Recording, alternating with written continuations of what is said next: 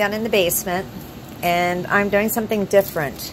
I poured some paint and stirred it up and just poured it out on this wax paper, and I'm cutting using a rotary cutter, ruler, my palette, and I'm using them in the molds and cutting out what I want to do and put in these molds. I also twirled some, cut them thinner, twirled them, and I'm just going to throw them in this ball. And that way when it comes out, it'll have those two in there also. Thought that would be, oops, probably didn't say that. Thought that would be kind of cool too. So I'm going to do this with resin.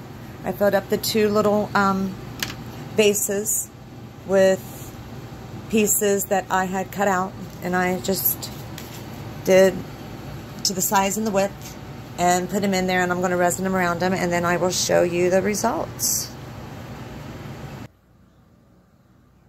Okay, I moved into another room. I use this resin, and it's just one part of each.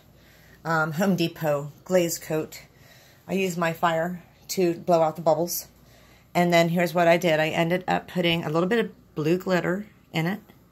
And I got the resin in, and then laid the paint over it, and then resin on top of it. You had to push this down a little bit with your stick to get it to cover. But it covered nicely. I took those little swirls that I made with the paintbrush and wrapped those little things around it and used it as my barrier or trim. Oh, bubble. And let's get him out.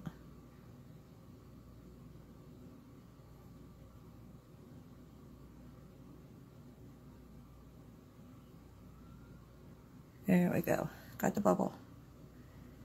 And so just kind of watch for those because they're air pockets. It'll cause a divot.